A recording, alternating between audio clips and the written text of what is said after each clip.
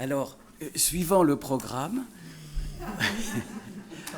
on devrait avoir une intervention de Malcolm Ferdinand, puis une sorte de conclusion du colloque par Marie Cuillerey et Guillaume Leblanc, qui sont aujourd'hui les enseignants chargés des enseignements de philosophie à Paris 7. Pour des raisons de calendrier ou d'agenda des uns et des autres, nous allons inverser la proposition. Donc nous allons d'abord proposer à Guillaume Leblanc et à Marie Cuillerey de nous dire quelques mots, et ensuite, alors, Malcolm Ferdinand fera l'intervention qui était prévue avant. J'espère que ça vous gênera pas. Je dirais juste quelques mots avant de leur céder la parole, pour rappeler un peu l'histoire de ces enseignements. Donc, Monique Chemillé-Gendreau, à l'ouverture du colloque, a rappelé un des commencements de cette histoire qui a été la création de la maîtrise de sciences politiques. Je me souviens de cette séance où siégeaient, outre Monique Chemillé elle-même, Miguel Abinsour, Sonia Dayan et moi-même.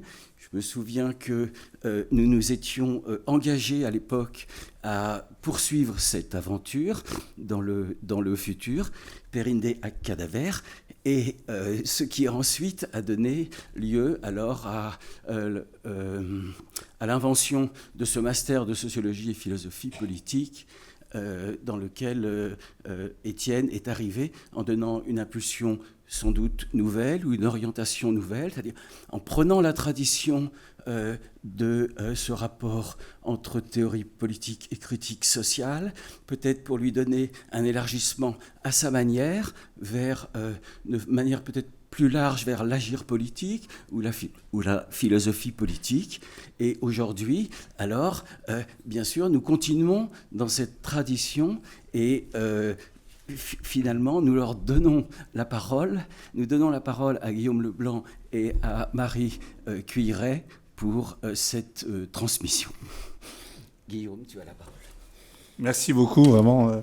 Merci aux organisatrices de me convier. C'est pour moi très émouvant de parler. Un peu rassuré, et je suis désolé de ne pas pouvoir clôturer comme il était convenu, parce que j'ai une soutenance de thèse en tout début d'après-midi, pas ici, mais un peu plus loin, donc je vais devoir partir vers 13h, 13h10. Donc, mais en un sens, ne pas clôturer, ça me va bien, parce que je suis finalement une fausse clôture. C'est comme ça que je peux définir mon intervention. Étienne et moi, c'était, je dirais, une amitié de travail. Nous nous lisions, estimions les livres l'un de l'autre, sans en partager cependant tous les présupposés. Il m'est difficile, forcément, moi qui viens après, de parler à cet endroit où vous m'avez si généreusement placé, parler à la clôture ou en guise de clôture, non pas simplement parce que la clôture évoque la délimitation, une limite infranchissable, une frontière qui fige tout le tremblé de la pensée et assigne au fond à résidence, à l'éternelle résidence, mais aussi parce que clôturer, c'est clore, c'est-à-dire en finir, conclure donc, alors que je me propose de faire, et c'est ce que nous faisons ensemble avec ce « nous » qui est un pronom indéterminé, c'est ce que nous faisons ensemble depuis 2 jours, et depuis bien plus longtemps encore en fait. Ce que je me propose de faire, c'est donc de continuer à créer des variations, une flottille sans capitaine. Mon hommage sera donc le contraire d'un tombeau, à moins que l'on prenne le tombeau au sens que Michel de Guy a donné à ce terme, pour évoquer la défense et illustration de la langue française de Du Bellay, dans son livre justement consacré à Du Bellay. Mais même là, je dirais, un tombeau, ça reste trop grand, trop froid, trop définitif. La pensée d'Étienne Tassin est une pensée injustement interrompue par la mort, qu'il ne me revient pas ici de poursuivre en tant que pensée, mais bien d'interrompre à mon tour, mais d'une toute autre manière que la mort injuste, en la faisant entrer à nouveau dans la vie, en continuant de la mettre en travail. Interrompre l'interruption, C'est là pour moi le seul hommage que je m'autorise. Et ceci implique pour ma part un surgissement nécessairement, je le crains, déceptif peut-être à vos yeux, car d'une certaine manière, je suis celui qui vient après, celui qui occupe peut-être indûment le poste qu'Étienne occupait, son bureau, les livres, un certain nombre de cartons qui demeurent dans le bureau, l'intrus donc, un intrus bienveillant, mais un intrus quand même, car la contingence de mon apparition ici est forcément liée à la contingence de sa disparition. Moi donc, une forme de survivant assigné par avance à la tâche de reprendre le flambeau, là où Étienne l'avait laissé, prolonger en somme la fiction d'un monde où tout resterait à sa place, où tout changerait pour que rien ne change, comme dirait le prince dans le Guépard de Lampedusa, et ne pouvant dès lors surgir que comme quelqu'un qui trahit. Il m'est impossible ici comme ailleurs, je le dis, c'est un pli de vie, c'est le mien, style d'existence, fabulation d'un monde qui est la mienne, de faire autre chose que ce que j'essaie de faire en d'autres lieux, dans des là-bas qui sont toujours des ici, défaire la clôture, produire la brèche, d'où il sera à nouveau possible de parler et de travailler avec Étienne.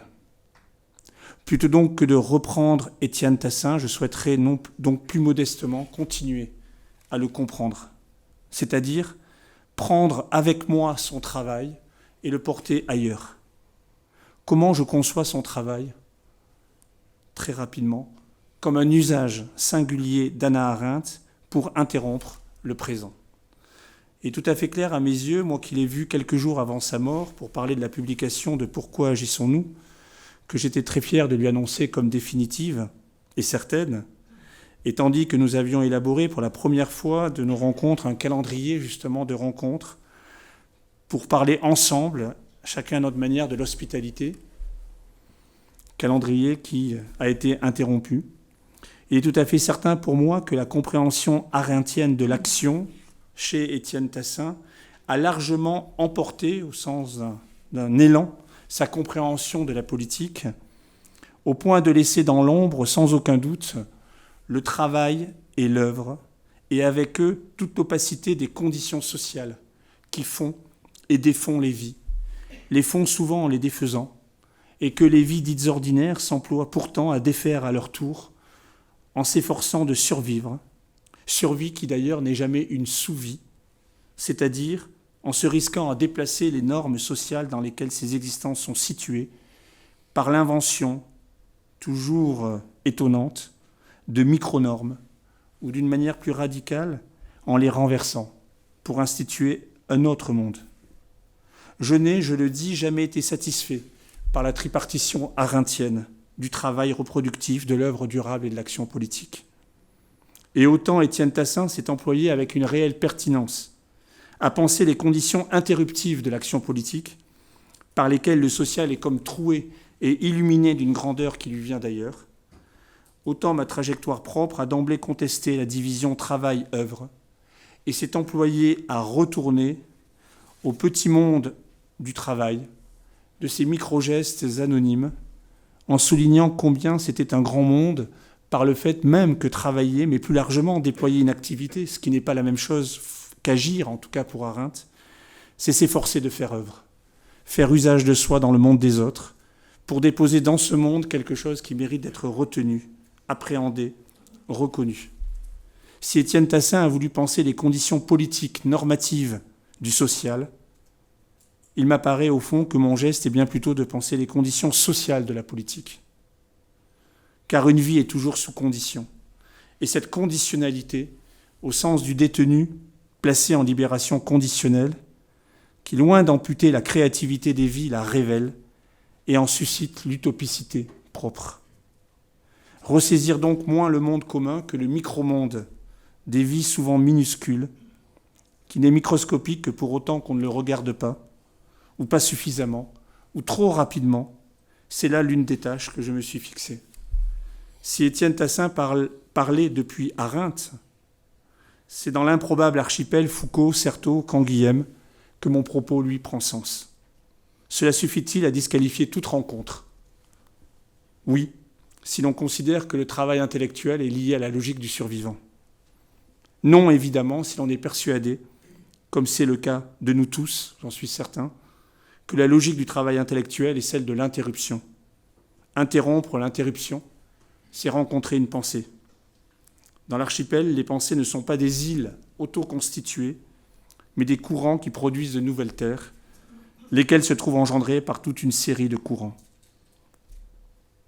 Si l'on est convaincu qu'il existe des idées communes, comme le soutenait Spinoza, et je suis spinoziste, c'est-à-dire des idées qui n'appartiennent à personne, mais qui sont formulées au même moment, de façon parallèle, par une myriade d'individus, et si l'on pense que tout mode humain, et pourquoi pas davantage, est une pars naturae, une partie du monde, dont la caractéristique est bien qu'elle est production d'un monde absolu, résolument apériphérique, alors je peux dire précisément quelles sont nos idées communes, ou plus exactement, quelles sont les idées communes qui nous inscrivaient dans un « nous ». Tout d'abord, nous partagions la critique du format État national du monde et le désir d'expérimenter des citoyennetés pré-nationales ou post-nationales. Nous partagions également le souci de penser les conditions de visibilité du sujet, que j'interprétais pour ma part depuis les conditions d'audibilité de ces mêmes sujets. Nous partagions également la tâche de penser au milieu du monde, c'est-à-dire dans ces processus de fabrication cosmopolitique, mais aussi, et là nous nous rejoignons complètement, dans la tâche de restaurer l'infrapolitique subalterne, à partir de laquelle la cosmopolitique prend sens, avec l'idée que la politique État national doit être contestée par l'infrapolitique subalterne et la cosmopolitique transnationale, avec l'idée qu'il a aussi nous rejoignait d'une réclamation de droit, qui pour ma part suppose de s'intéresser aux textes juridiques des cachés des subalternes, à l'instar de Scott, et qui peut prendre la forme de droits locaux, ce qui suppose d'articuler citoyenneté locale et citoyenneté mondiale. Une pensée de l'hospitalité était également l'une de nos idées communes et de nos pratiques communes, même si nous ne l'interprétions pas de la même manière. Mais ce qui nous réunissait encore davantage, au fond, et c'était peut-être là l'essentiel, c'est un certain style de philosophie, où l'essentiel est moins de philosopher sur que de philosopher avec, où le philosophe, témoin précaire d'un monde lui-même précaire, peut parler avec, et ainsi être en position de dire les expériences par-delà les désignations qui les annulent ou les pathologisent. Philosopher avec, c'est toujours en un sens venir trop tard, être en retard d'un monde plutôt qu'en avance. Le contraire donc d'un philosophe prophète, un style de philosophie où le diagnostic du présent reste une tâche théorique centrale.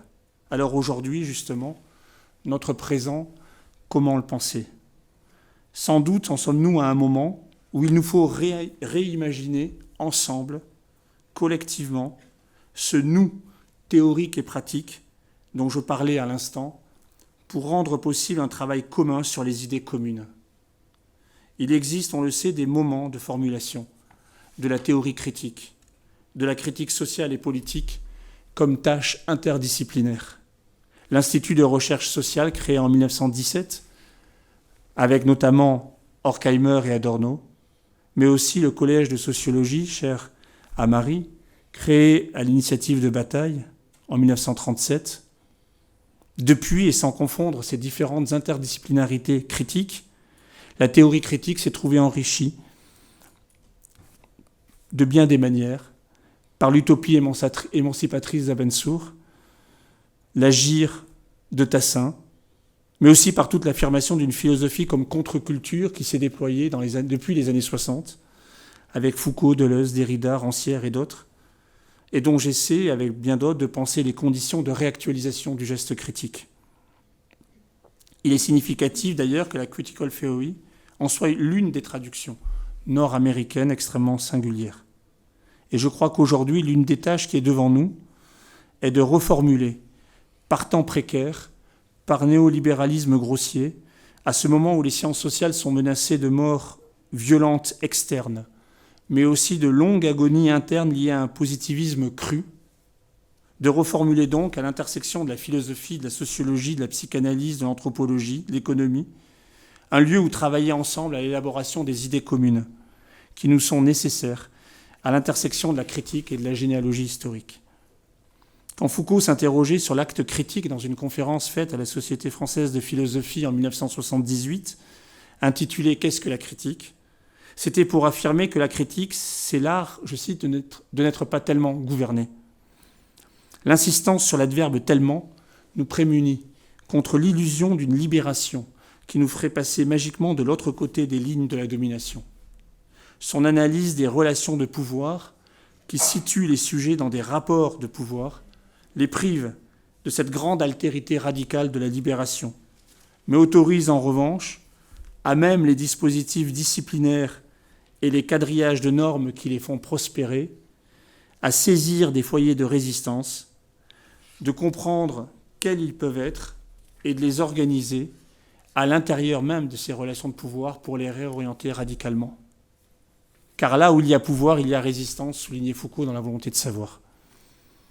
Problématiser les rapports historiques de la domination et de l'émancipation, de la gouvernementalité et de la résistance, voilà bien en quoi consiste la critique, laquelle, pour être totale, implique de revenir à l'intuition d'Horkheimer de l'interdisciplinarité, au fondement de la création de l'Institut de recherche sociale de 1917, comme il s'en explique dans le texte de 1931, Présentation institutionnelle de l'Institut de recherche sociale, où il dit ceci: « Aujourd'hui, il s'agit bien plutôt d'organiser, sur la base du questionnement philosophique actuel, des investigations auxquelles se joignent des philosophes, des sociologues, des économistes, des historiens, des psychologues, dans une durable communauté de travail. » Programme encore à venir. Dans Pourquoi agissons-nous ?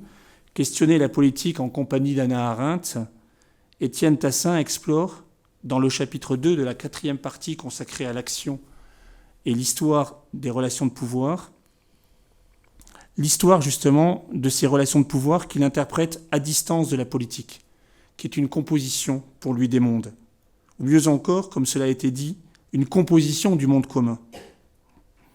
Depuis les litiges qui en révèlent la nécessité, à même les divisions nouées entre les communautés, il interprète ce pouvoir comme un ensemble de relations de domination dont la consistance nous oblige à penser, disait-il, l'émergence d'une société globalitaire. L'émergence d'une société globalitaire.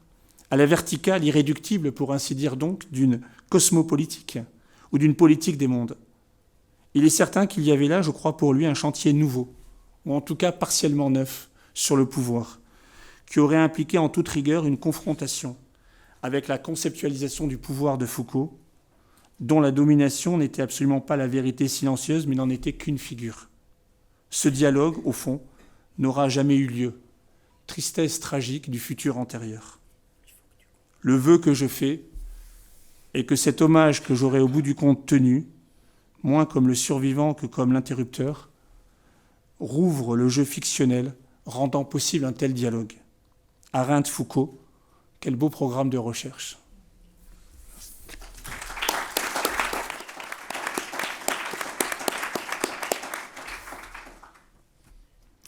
Merci Guillaume, comme tu as évoqué la question, ça m'a fait me souvenir que je voulais rappeler que justement un de nos points d'accord fondamentaux était de toujours penser la différence entre le pouvoir et la domination.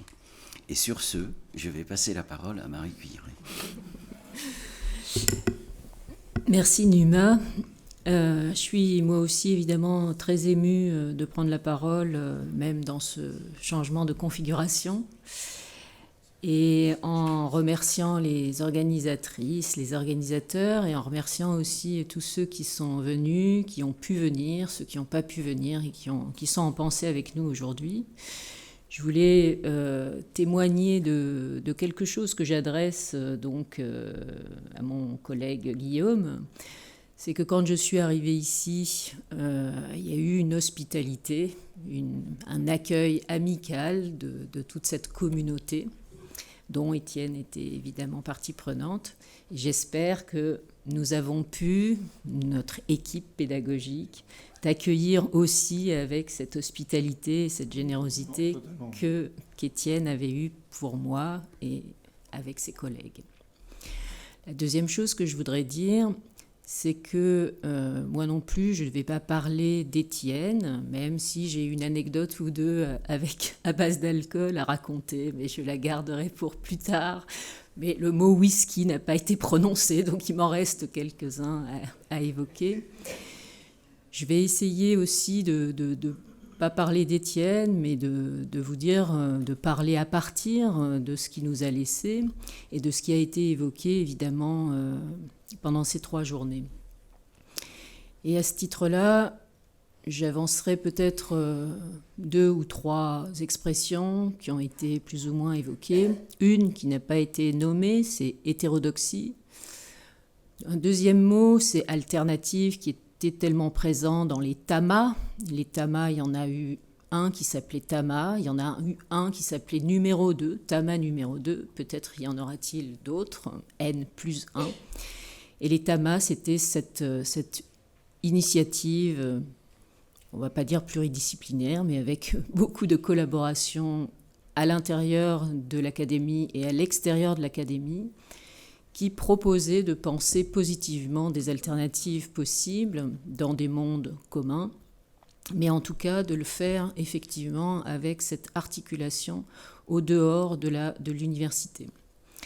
Il y a un troisième mot qui a été évoqué hier, c'est une expression d'Étienne qui disait faire de l'université une cité, monde.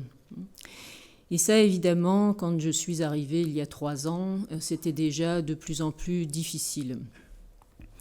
Ça, je pense que c'est quelque chose qui nous reste comme une philosophie de combat. Je ne sais pas si Étienne aurait apprécié philosophie de terrain ou terrain de la philosophie, mais en tout cas, certains combats à mener philosophiquement pour la philosophie et pour l'université en général, pour qu'elle soit ouverte et qu'elle soit encore disponible, hospitalière aux étrangers. Et ça, c'est des choses que je sais pouvoir, et je sais que nous pourrons le continuer précisément avec tous ceux qui ont commencé à travailler avec Étienne et tous ceux qui sont aujourd'hui ses amis et qui m'ont formé à Paris 8. Paris 8 que par boutade, évidemment, pour embêter Étienne, Stéphane Doyer appelait Paris 8-1. Donc Paris 7, on ne pourra même plus plaisanter là-dessus, c'était Paris 8-1. Je crois que ce matin, vous n'avez peut-être pas tous entendu la voix d'Étienne prononcer trois attentes. Et il me semble que c'est assez beau pour nous finalement de terminer avec Malcolm, parce que dans ces 3 attentes, je crois qu'il y a un retour d'Étienne justement à la problématique qui, moi, m'avait beaucoup inspirée dans le monde commun, qui avait été évidemment une réflexion d'Étienne sur la globalisation, auquel il opposait ce monde commun, ou certaines manières de redéfinir le terme de mondialisation pour y inclure un monde. Et je crois que c'est à partir de là que moi, j'ai apprécié aussi le travail d'Étienne. Et c'est à partir de là, je crois, qu'il a voulu faire une place aux recherches que moi je peux mener sur la globalisation, sur les alternatives économiques, sur l'hétérodoxie économique. Je ne vais pas déployer tout ça ici. Mais c'est vrai que le terme de cosmologie et le cours de cosmopolitique, mais voilà, c'est sans doute un lapsus. Le terme de cosmopolitique est repris et été repris ce matin, on a entendu cette voix, comme 3 attentes qui auraient donné son sens à cette cosmopolitique appelée de ses voeux. Dans cette triple attente, il y avait un souci pour l'écologie, qu'il essayait de redéfinir justement aux confins de ce que moi je travaille, c'est-à-dire d'autres manières de se rapporter à la valeur et de valoriser le matériel et l'immatériel. Il y avait une autre attente qui était celle qui était destinée à penser le civique, le civisme et l'hospitalité. Et je dirais que dans cette attente, il y a ce que nous essayons de prolonger. Camille Louis n'a pas été là pour en témoigner, mais Myriam Bovy l'a fait, qui était cette manière d'organiser des déplacements vraiment physiques de penseurs juste en dehors de l'université, parce qu'il n'y avait pas que Calais, il y avait aussi la Porte de la Chapelle, il y avait le 13e arrondissement, et ça, évidemment, Claudia peut aussi en témoigner. Troisième terme de cette attente qui nourrirait le terme de cosmopolitisme, c'était tout ce qui relève évidemment de ce que Georges a expliqué ce matin sur le devisement du monde, qui est aussi une division et un travail sur ces divisions et surtout sur ces recompositions.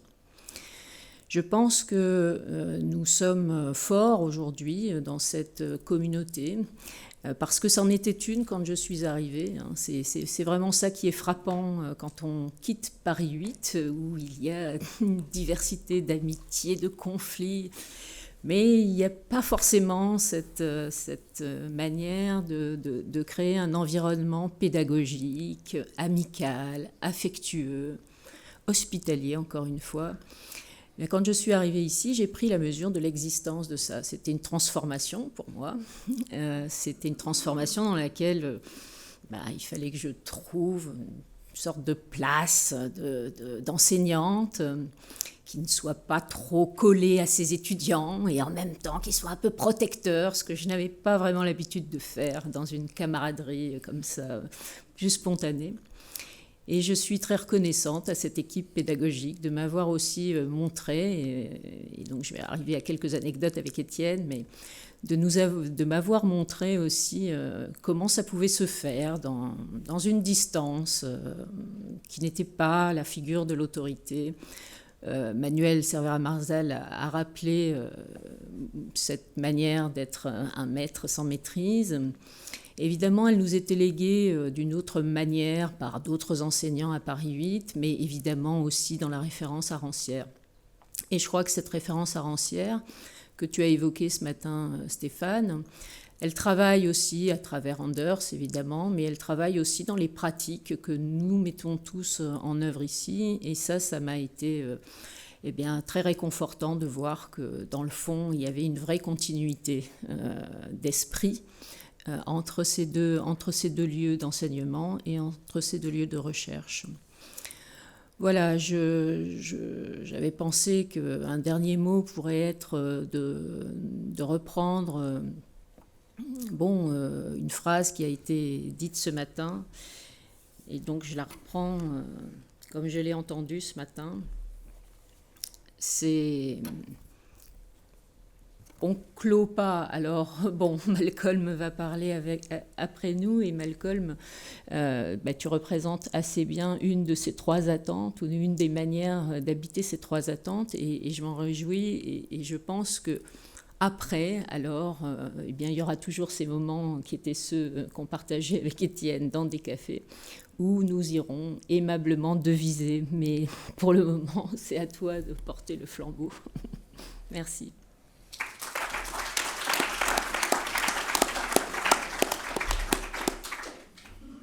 Eh bien, merci beaucoup. Merci Marie, merci Guillaume.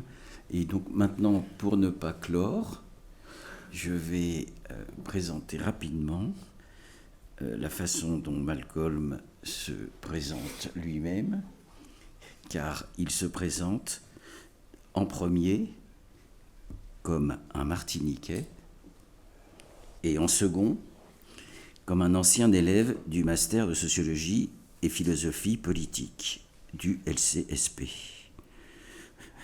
Élève, il corrige tout de suite, étudiant, ayant la particularité d'une première formation en génie de l'environnement avant de rejoindre Paris 7 en 2009. Il a suivi 2 années de master, puis une thèse en 5 ans avec Étienne. Après un post-doc aux Pays-Bas, il a intégré le CNRS, où il poursuit ses recherches interdisciplinaires en sociologie politique et philosophie sur les enjeux écologiques du monde, à partir de l'histoire coloniale et esclavagiste de la modernité. Et si je peux rajouter un mot, pour l'avoir connu comme étudiant, Malcolm est un étudiant qui posait, et je pense qu'il le fait encore, qui pose beaucoup, beaucoup de questions. Et pour passer du génie de l'environnement à une pensée écologique du monde à partir de l'histoire coloniale et esclavagiste de la modernité, il a posé beaucoup, beaucoup de questions. Et finalement, si au début on pouvait se demander si ces questions allaient déboucher, je crois qu'il a apporté la réponse de manière éclatante, et donc je lui cède la parole.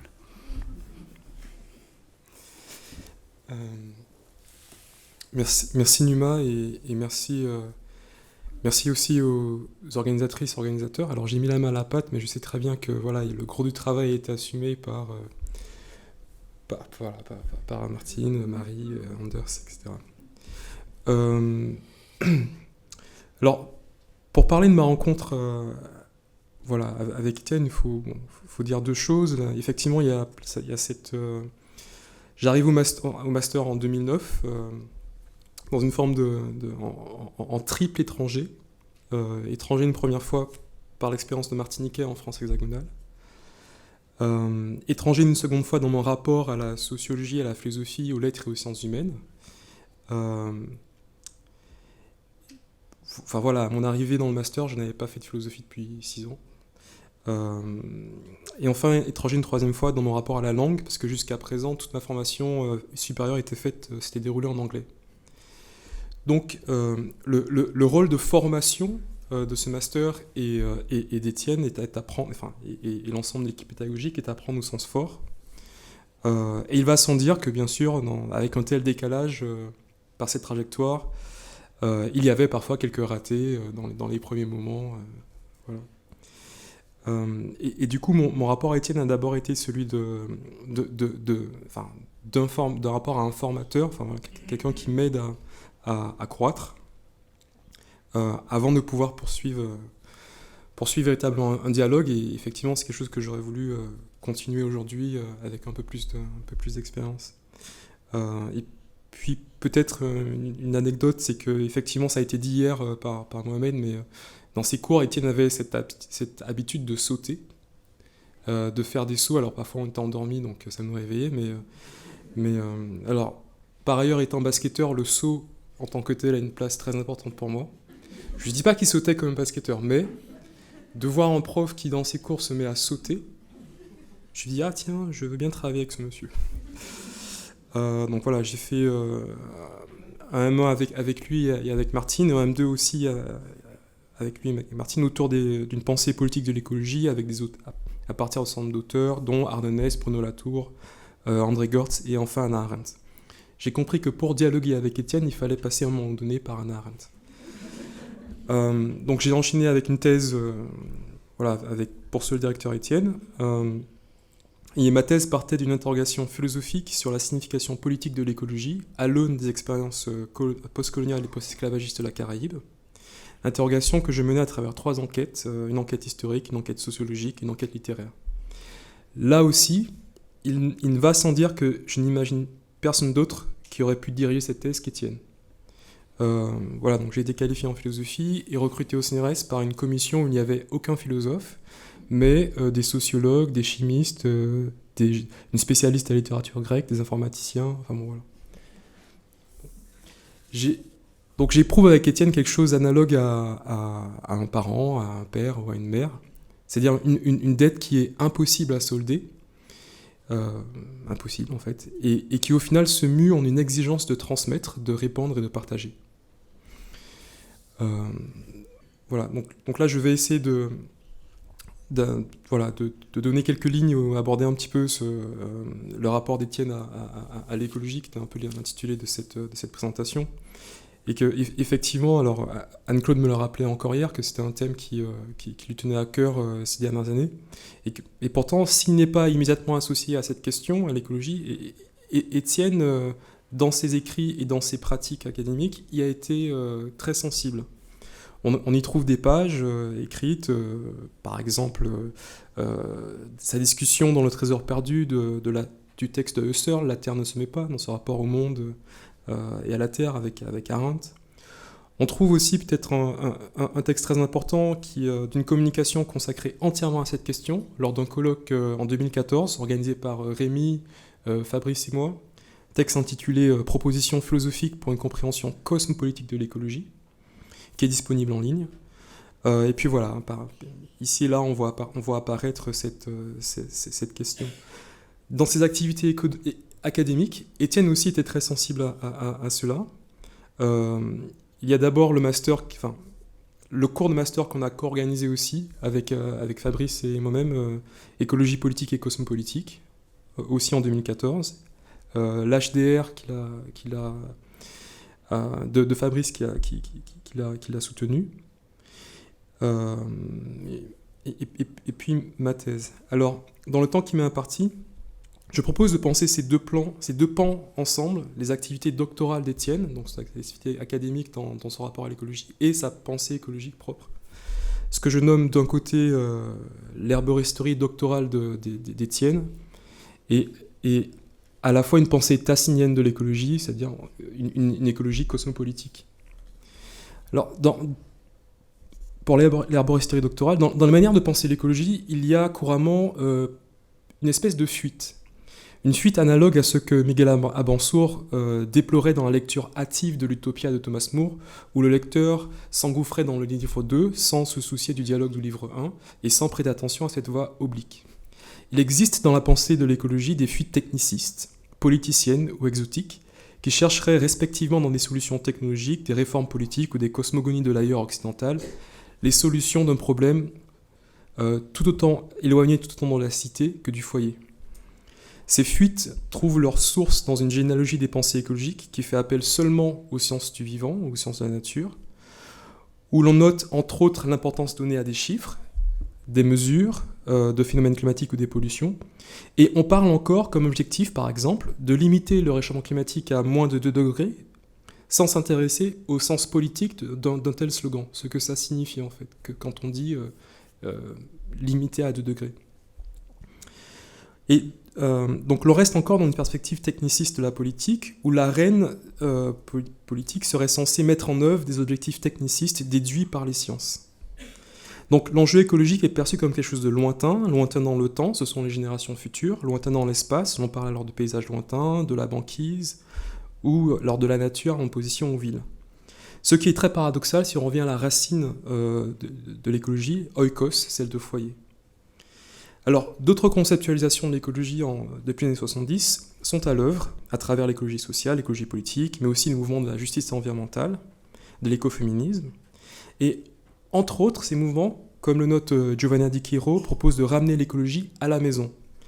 Non pas dans une perspective individualiste cantonnée à une éthique de chacun, bien que cela soit important, mais dans une perspective qui engage chacun dans le monde à partir des lieux de son corps depuis l'ici. Faire de l'écologie aussi un enjeu de reproduction et de production. Ce que je trouve dans la pratique doctorale d'Étienne, c'est un engagement à ramener l'écologie à l'université. Alors, pas seulement dans une perspective de sauvegarde de papier, de propreté d'alimentation, ce qui est important. D'ailleurs, je trouve absolument sidérant que les cantines ne fassent pas du tout bio. Enfin, je pense que ça, c'est absolument important. Mais aussi et surtout dans le cadre de son activité propre. La formation, l'enseignement, la production de savoir. Cela se traduit par des questions concrètes. Qui peut former en sociologie, en sciences politiques, en philosophie sur des questions d'écologie? Qui peut faire soutenir une thèse? Qui peut être président d'un jury sur l'écologie? Pour qu'un sujet devienne un objet de recherche à l'université, au sein de plusieurs disciplines, notamment celle de la philosophie politique, il faut qu'à un moment donné, un professeur, une professeure puisse dire « je reconnais ce sujet est porteur et digne d'intérêt ». Et c'est ce qu'Étienne a fait avec l'accueil, alors pas seulement à ma thèse, mais à toutes les thèses, comme ça a été souligné ces 3 derniers jours.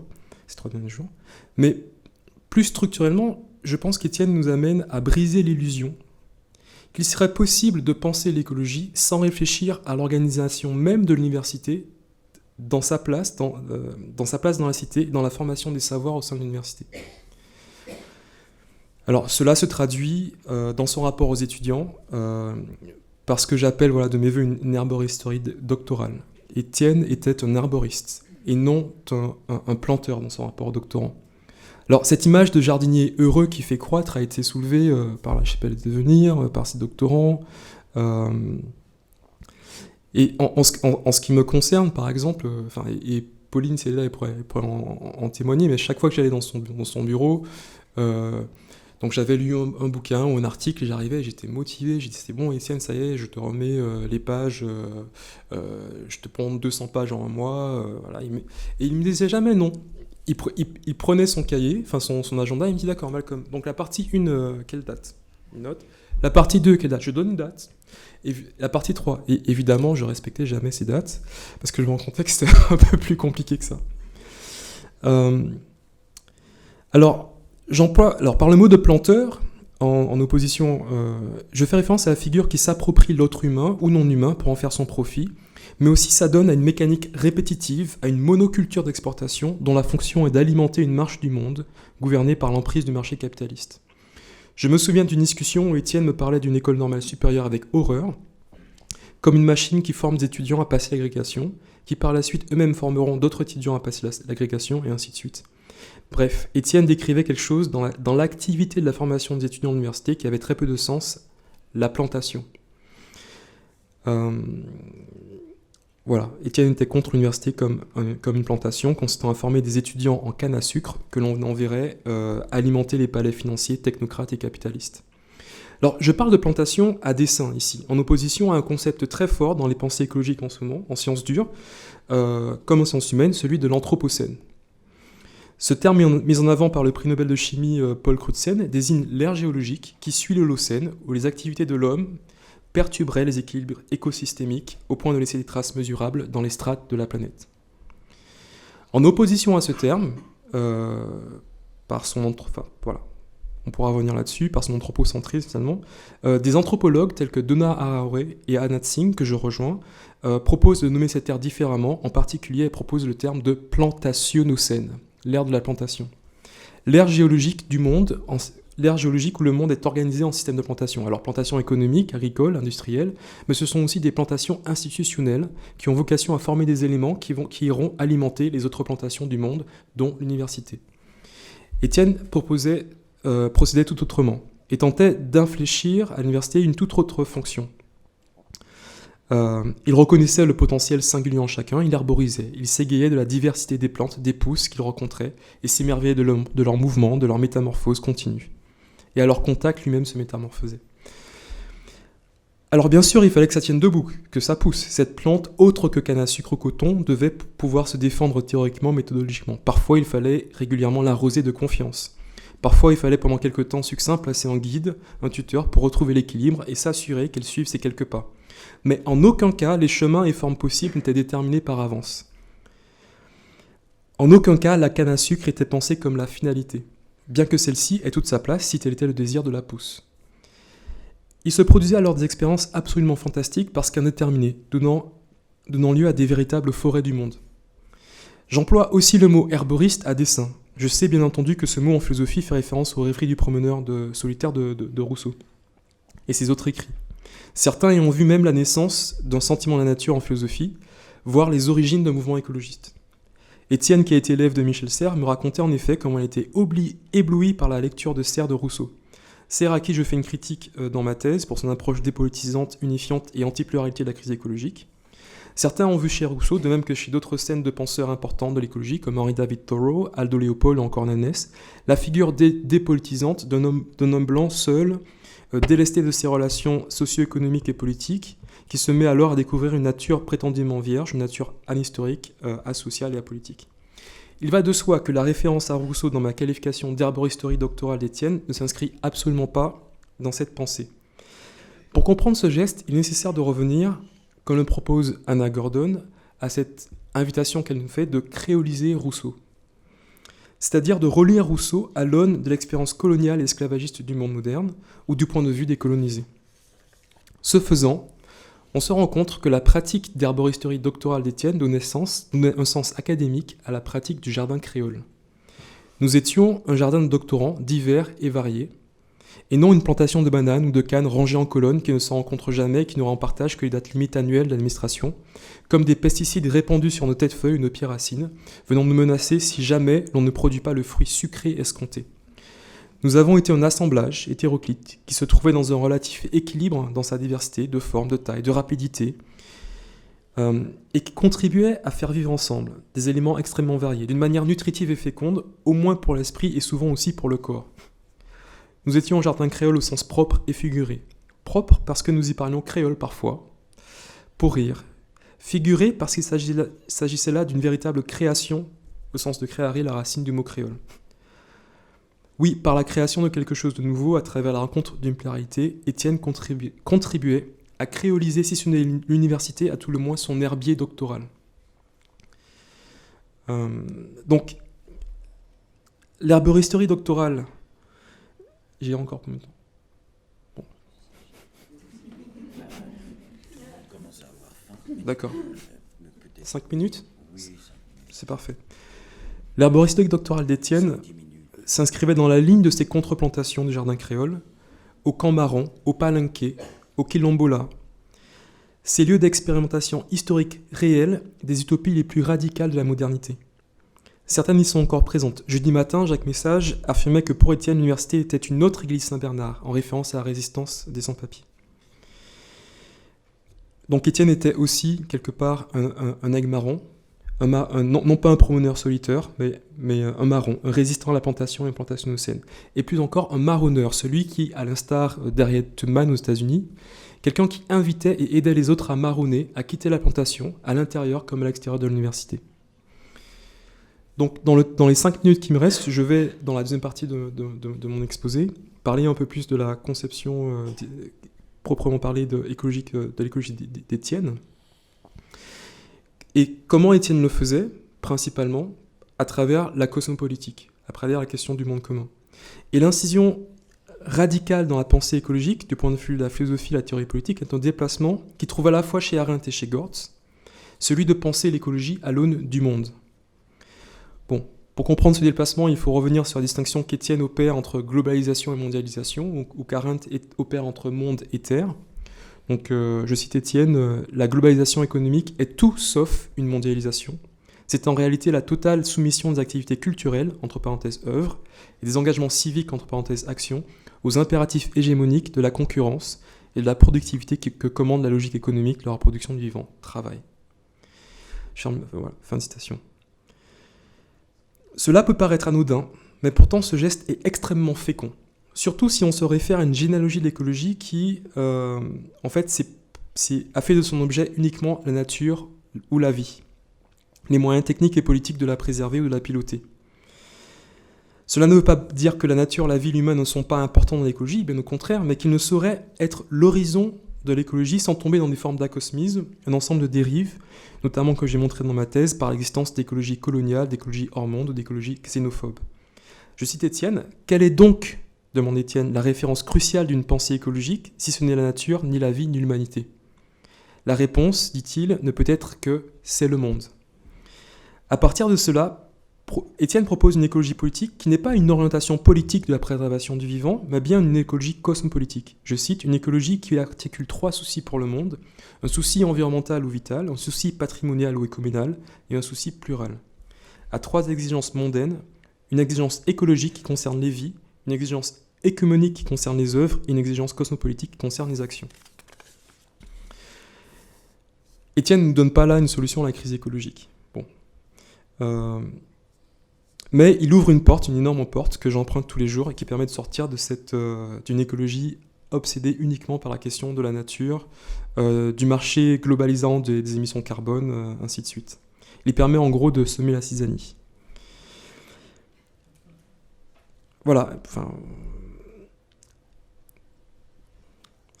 Alors, on pourra revenir, si vous voulez, sur d'autres aspects. Mais évidemment, ce que je veux dire, la pensée d'Étienne était, au moment de son départ, était en cours au moment de son départ. Et dans ce dernier paragraphe, je suggère non pas des limites, mais des dialogues qu'il allait rencontrer en creusant cette voie. et qui donnerait encore plus d'ampleur à son geste. Dialogue que je tente de poursuivre à travers mes travaux, et je pense qu'il y a au moins 3 niveaux de dialogue qu'Étienne rencontrerait dans son développement d'une écologie cosmopolitique.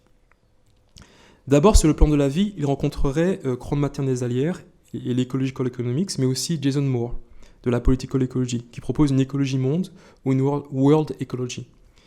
Étienne serait émerveillé de l'idée de Moore, inspirée du système monde de Wallenstein, liant analyse économique et écologique, qui permet de montrer les échanges écologiques inégaux, les échanges matériels, comme l'autre face de la globalisation économique inégalitaire. Et il dirait ceci: mais Jason, mais que fais-tu des actes, des paroles, des désirs de ceux qui habitent la Terre? Puis, sur le plan de l'œuvre, de l'appartenance au monde, il rencontrerait Descola, comme il a déjà rencontré Augustin Berg, sur la question de l'économie, de l'écoumène, ou encore comme le dialogue qu'il engagea avec Viviero de Castro sur les différents modes de relations non modernes d'habiter de la Terre, qui ne répondent pas au partage de nature-culture si caractéristique de l'Occident. Et il leur dirait ceci: les amis, c'est fascinant. Finalement, que nous sommes bizarres, nous occidentaux. Mais alors, que faire de cette loi de la Terre qu'est la pluralité? Que faire de cette tâche de composition non plus cantonnée à une société et son milieu, mais de plusieurs sociétés dans des milieux divers qui se découvrent portant une même terre et aujourd'hui un même ciel? Ou plus précisément, que faire de la composition de l'Occident avec ses sociétés et ses cosmogonies non modernes aujourd'hui? Enfin, dans le 3e niveau, il rencontrerait deux points d'ombre de l'humanité occidentale comme foyer d'une pensée politique du monde, les 2 angles morts d'Arendt. D'une part, ce qu'on peut dire le sous-humain constitutif du sujet humain occidental, comme l'explicite Achille Mbembe, Lewis Gordon, Sylvia Wynter ou Valentin Mudimbe dans la philosophie africana. Non pas ces migrants enfantés par la crise, mais ceux qui sont déjà là depuis 500 ans de colonisation. Ces citoyens autres qui troublent la tranquille évidence d'un nous face à la crise, tout autant que la présomption d'universalité des théories politiques eurocentrées. D'autre part, il rencontrerait la question spécifique des non-humains, avec notamment Latour, Stengers, Haraway, Donaldson et Kimlicka. Ces univers de composition qui excèdent les frontières humaines en humains, ces autres qu'humains qui pourtant participent au peuplement du monde, d'une manière indépendante de la tripartite des activités d'Hannah Arendt, mais dont l'étrangeté exige aussi une obligation d'hospitalité.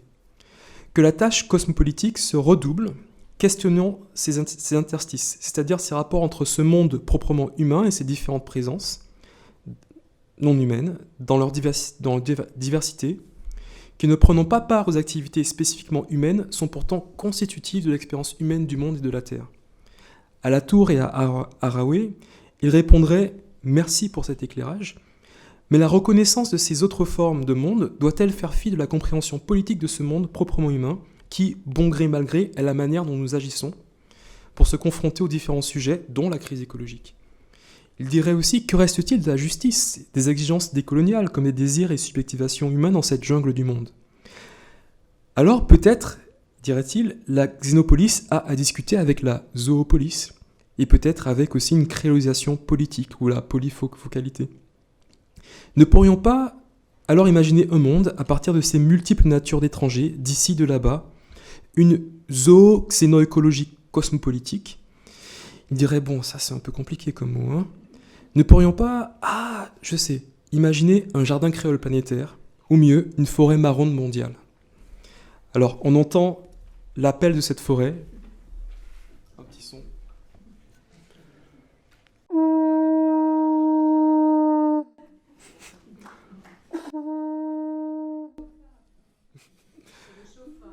Merci.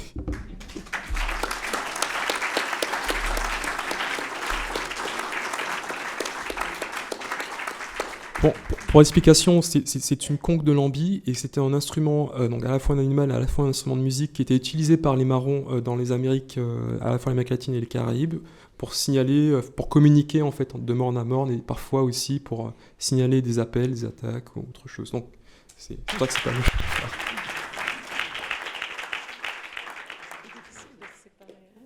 Ouais.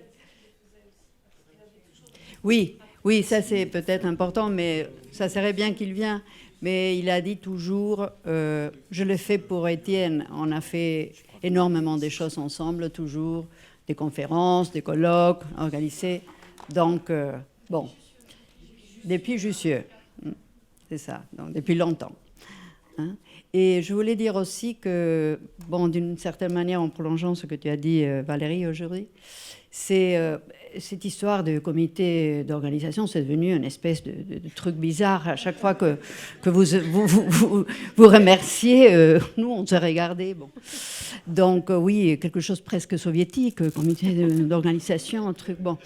Et donc, d'abord, merci beaucoup à chaque fois que vous nous remerciez, mais surtout, finalement, merci à tout le monde, parce que ce comité, c'était justement cette histoire de... un vide à remplir, ou oui, je veux dire, tout le monde a participé. Ce comité, c'était presque vous tous, dans la mesure qu'il y a eu des interventions géniales.